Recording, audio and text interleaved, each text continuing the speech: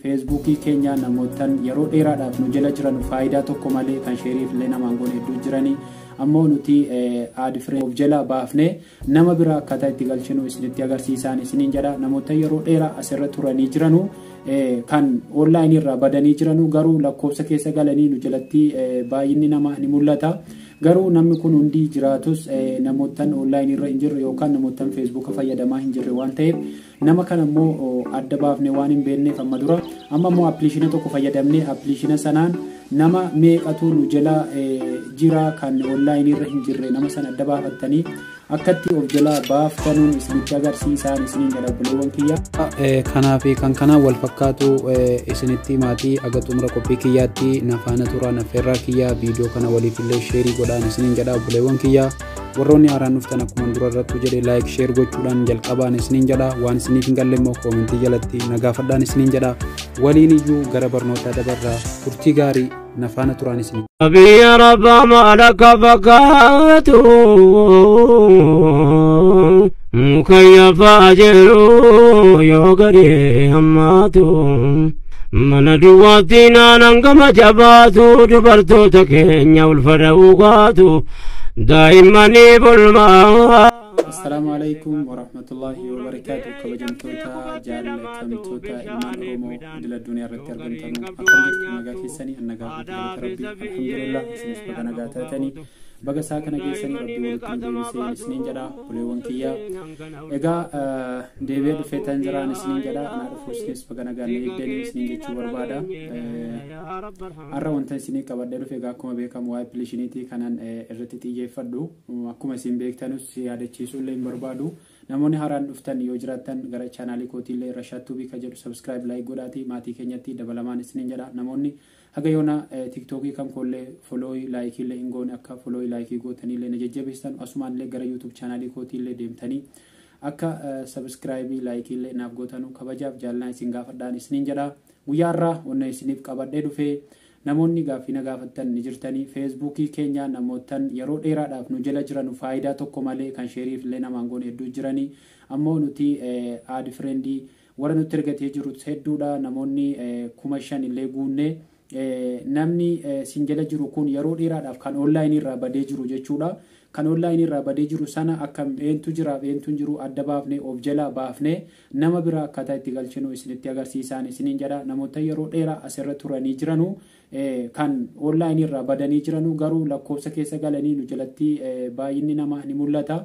Garuu namni kun hundi jiraatus namootaan online irra hin jirre yookaan namootaan Facebook fayyadamaa hin jirre waan ta'eef nama kana immoo adda baafne waan hin beekneef amma dura amma immoo appilikeeshina tokko fayyadamnee appilikeeshina sanaan nama meeqatu nu jala jira kan online irra hin jirre nama sana adda baafattanii akkatti of jala baaftanuun isinitti agarsiisaan isiniin jedha buleewwan kiyya. Haga xumura qophii viidiyoo kanaatti nafaana turaan affeerraa kiyya. Hiriyoottan keessaniifis viidiyoo kana akka sheerii gootanuu kabajaaf jaalalaan isin gaafadha. Yoo viidiyoon kun isinii tolellee sheer godhaa hiriyoottan keessaniif isiniin jedha buleewwan kiyya. Gara barnootaatti isin dabarsaatii haga xumuraatti nafaana turaan affeerraa kiyya. Viidiyoo kana haga dhumaatti yoo laaltan irraa barattu jedhee abdiin qabaan isiniin jedha nafaana tura turtii gaarii. Egaa obboleewwan kiyyaa amma gara appilikeeshinii moobaayila kootii dhufee tan jiraan isiniin jedha. Egaa barnoota anamma sitti agarsiisu kana aga xumuraatti nafaana turaan isiniin jedha. Wannan isiniin jechuu barbaade appilikeeshina kana pilistoorii keessaa argannaa jechuudha. Appilikeeshina kana amma an pilistoorii keessaa buuseen jira waan ta'eef kallattumaan gara pilistooriin seenaa jechuudha. Pilistoorii keessa irra galtuu jechuudha. Yeroo pilistoorii keessa irra galtanii jettanu unfriend nan kan jedhu kana buufattanii jechuudha. Kunoo appilikeeshina kana ammoo duuba deebi'ee asirratti sarchii goona. Asirratti yuun friend jettanii barreessitu jechuudha. Akkuma barreessu kanatti yuun friend jettanii yoo barreessitanii jettan haala kanaan isinii dhufa. Kunoo yuun friend nanii interview friends ka jedhu kana interact view friends ka jedhu kana gabbuufattu jechuudha. Kunoo isuma barreeffama tokkoffaa irratti dhufe kana linkii isaa descriptionii viidiyoon hojjetaaru kana jala isiniif hankaa achiillee tuqxanii buufachuu dandeessuun isiniin jedha.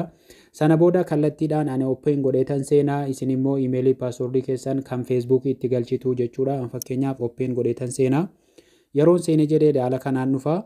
yeroo haala kanaan isinii dhufee jedhee yoon iimeelii paaswordii keessan isin gaafate paaswordii fi iimeelii keessan kan feesbuukii itti galchitu jechuudha.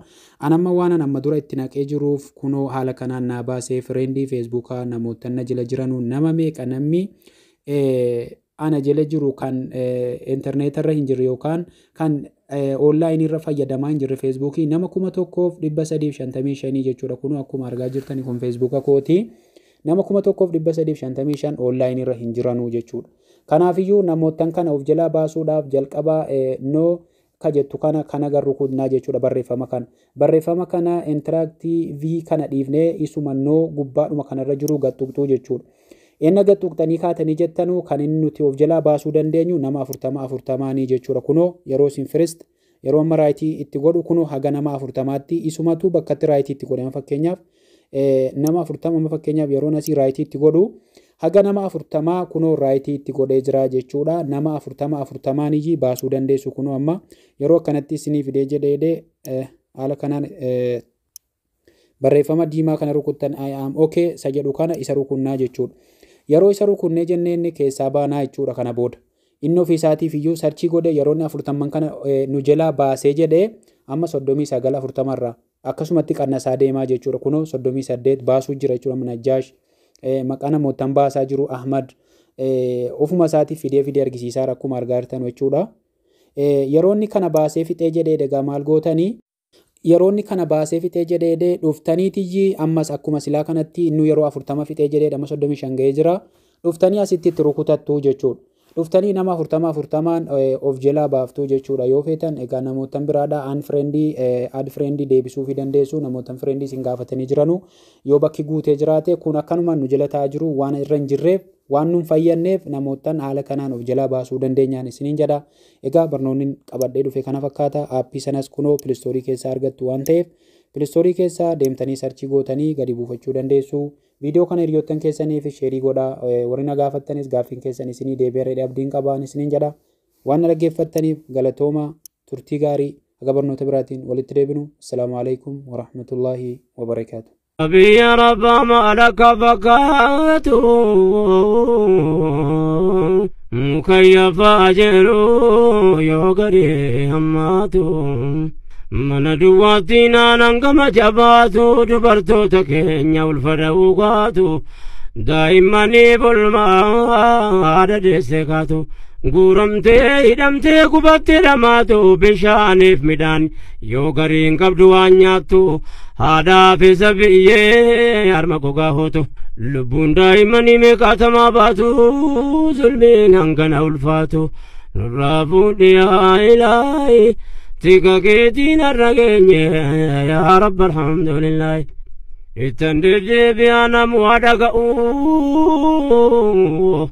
ummatakum maatamaa hidhaa keessa taa'u guuramee hidhamee waggaa guutuuf ka'u daa'imman gubattee meeqa lubbuun ba'uun warri mirga namaa nu kijibaa taa'u hin dhageenye nama maqaa jaraa dha'u nutti callisanii zulmii hangana ga'u warri biyya keessaa martuu ni dhaga'u osoo ilmaan jar'aatii silaa akkanan ta'u silaa qaata furmaata kaa'u osoo dubbiin asin ga'in tika keetiin har'a geenye yaa rabbi alhamdulillaahi